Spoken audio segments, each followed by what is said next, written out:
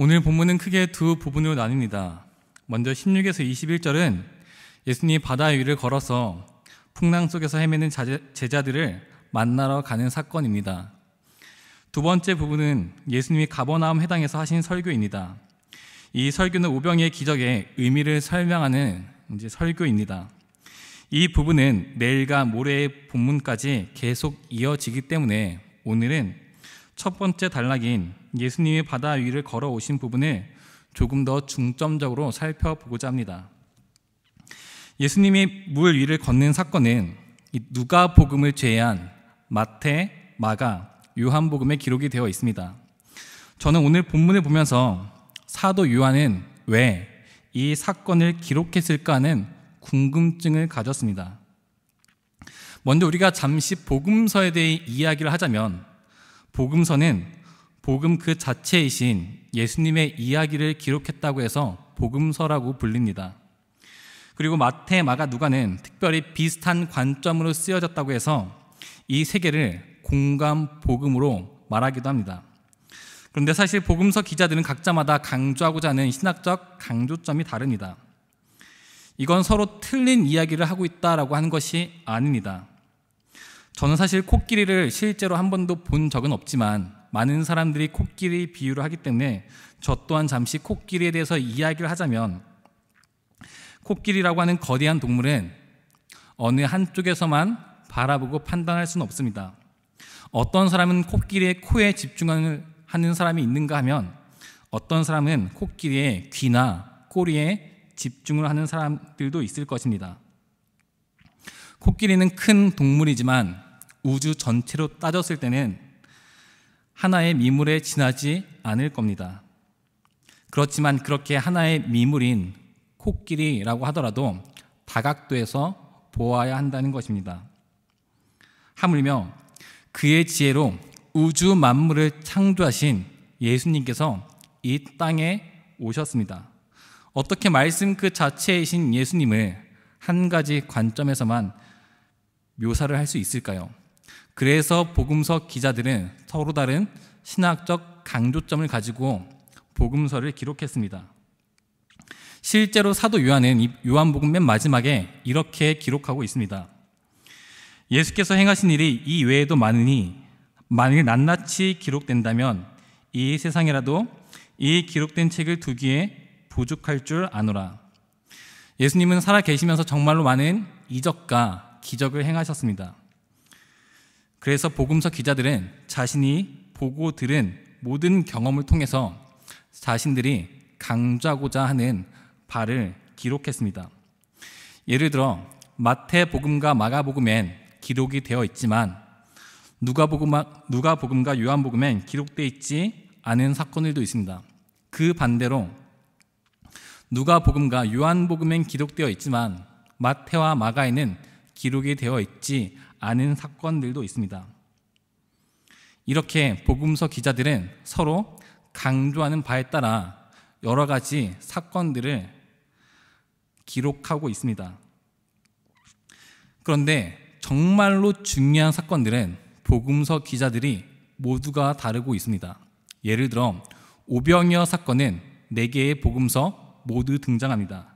그리고 예수님의 십자가 사건 또한 4개의 복음서 모두에 등장합니다. 그런데 오늘 본문인 예수님께서 바다 위를 걸어오신 사건은 누가복음에는 기록이 되어 있지 않다는 것입니다. 만약에 누가복음 또한 이 사건을 그냥 기록했다면 저 또한 그냥 자연스럽게 당연한 기록이겠지 생각을 하면서 오늘 본문을 보았을 것입니다. 오늘 본문은 분명히 오병이어 사건 다음에 일어난 사건입니다. 근데 누가복음은 기록하지 않았지만 요한복음이 기록했기 때문에 요한복음은 이 사건을 왜 기록했을까 하는 의문점을 갖게 되는 것입니다. 제가 고민하는 이유가 2가지가 더 있습니다. 첫 번째로는 요한복음은 오병이어를 굉장히 강조했다는 것입니다. 오병이어를 강조했기 때문에 자연스럽게 오늘 본문을 기록하지 않아도 됐을 것입니다. 오병이어가 등장하고 오늘 본문인 폭풍우 가운데 예수님께서 바다를 건너신 사건이 등장하고 바로 그 다음에 오병이어를 설명하는 예수님의 설교가 등장하기 때문에 그냥 예수님께서 바다 위를 걸으신 사건이 그냥 쏙 빠져도 앞뒤가 자연스럽게 연결이 된다는 것입니다. 그리고 제가 또 고민하는 세 번째 이유는 요한복음이 다른 마태와 마가에 비해서 예수님께서 바다 위를 걸으신 사건을 상대적으로 간단하게 표현했기 때문입니다. 예수님께서 간단하게 이 사건을 행하신 것이 아니죠. 그런데 요한복음은 이 사건을 다른 복음서들보다는 상대적으로 간단하게 기록했기 때문에 요한이 이것을 강조하고 있지 않은 게 아닌가. 즉, 요한이 그냥 이 부분을 신경 안 쓰는 것이 아닌가 하는 생각이 들었다는 것입니다. 그런데 제가 오늘 본문을 묵상하면서 사도 요한은 이 부분을 왜 기록했을까 하는 궁금증을 통해서 깨달은 바는 바로 예수님이 제자들에게 찾아가셨다는 것. 사도 요한이 말하고 싶은 것이 바로 이것이구나 하는 생각이 들었습니다. 특별히 사도 요한은 여러 가지 문학적 장치를 사용하는데요. 그 중에 한 가지가 바로 밤이라고 하는 이미지입니다. 요한복음 3장을 보면 니고데모가 밤에 예수님을 찾아갑니다. 니고데모가 영적으로 어두운 상태에 있었다라는 것을 표현하는 것입니다. 예수님이 제자들을 찾아간 시간도 밤입니다. 어두움이라고 하는 그 이미지를 통해서 요한은 그 예수님의 제자들의 영적인 상태를 표현하고 있었습니다. 특별히 마태복음을 보면 예수님의 제자들이 그 예수님을 바라보았을 때 유령이라고 생각했다는 것을 알 수가 있습니다. 다시 말해서 참되신 빛이 되시는 그 예수님을 보고도 귀신이라고 생각했다는 것입니다. 오늘 본문 맨 마지막인 요한복음 6장 29절을 보면은 예수께서 대답하여 이르시되 하나님께서 보내신 이를 믿는 것이 하나님의 일이니라 하시니 라고 기록이 되어 있습니다. 다시 말해서 하나님께서 보내시니, 즉 예수님을 믿는 것이 하나님의 일이다 라는 것을 오늘 본문이 말을 하고 있다는 것입니다. 이 말의 근거에서 그 앞에를 해석하면 어떻게 되죠? 지금 폭풍 가운데 있는 그 제자들은 하나님께서 보내신 이 예수님을 믿지 못하고 있다라는 것을 뜻한다는 것입니다. 지금 예수님의 제자들은 어떠한 사람들이었을까요? 바로 오병이어 사건을 경험한 자들입니다. 오늘 본문 앞부분엔 오병이어 사건이 기록이 되어 있습니다. 오병이어 사건은 예수님께서 행하신 이적입니다.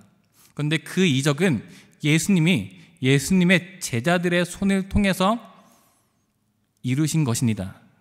예수님의 그 제자들이 사람들을 무리지어서 앉게 하고 그 사람들에게 떡과 물고기를 나눠줍니다. 그런데 그것이 줄어들지 않습니다. 예수님의 제자들이 자신들의 손으로 진짜 기적을 경험했다는 것입니다. 그런데 그것이 제자들의 신앙의 하등에 도움도 되지 않습니다. 그들이 처한 폭풍우라고 하는 삶의 현실 속에서 그들이 경험했던 아주 큰 은혜가 그들의 믿음이 더 성장하길, 그들의 믿음이 예수님을 바라보는데 도움이 되지 못했다는 것입니다. 제자들은 엄청난 기적을 경험했지만 바로 넘어졌습니다. 풍랑이라고 하는 이 삶의 현실 앞에 바로 넘어졌다는 것입니다. 우리는 어떨까요? 우리 또한 풍랑이라고 하는 삶의 현실을 실제로 마주치게 된다면 우리는 안 넘어질 자신이 있을까요? 예수님은 풍랑 가운데 헤매이고 있는 제자들에게 다가가서 이렇게 말씀하십니다. 내니 두려워 말라 이렇게 말씀하십니다. 헬라어로 에고 에이미라고 하는 표현입니다. 이 표현이 히브리어로는 여호와라는 표현입니다. 예수님의 신적 계시, 자기의 계시라고 신학자들은 말합니다. 무슨 뜻일까요? 예수님이 그 제자들에게 찾아가서 내니 두려워 말라라고 말씀하셨다는 것입니다. 예수님이 제자들에게 계시하셨다는 것입니다. 예수님이 자기 자신을 계시하실 때 제자들이 예수님을 예수님으로 알 수 있었다는 것입니다. 우리 또한 풍랑이라고 하는 삶의 현실 가운데 정신 차리지 못할 때가 참 많습니다. 여러 가지 삶의 문제 가운데 하나님을 의지하지 못하고 예수님을 의지하지 못하고 항상 넘어질 때가 있습니다. 그렇지만 우리가 낭망하지 않는 것은 우리에게 찾아오셔서 계시하시는 예수님이 있기 때문에 예수님의 계시를 통해서 우리는 다시 일어나서 예수님을 붙잡을 수 있기 때문에 우리는 낭망하지 않을 것입니다.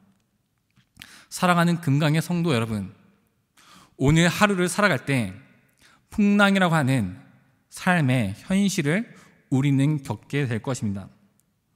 너무나 휘몰아치는 그런 현실 앞에 우리는 넘어질 수가 있고 쓰러질 수도 있을 것입니다.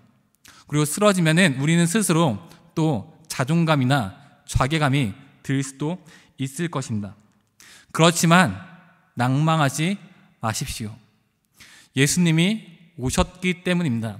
예수님이 우리에게 다가오셔서 내니 두려워 말라라고 말씀하시기 때문에 우리는 그 말씀을 붙들고 일어설 수 있기 때문에 낭망하지 말아야 한다는 것입니다.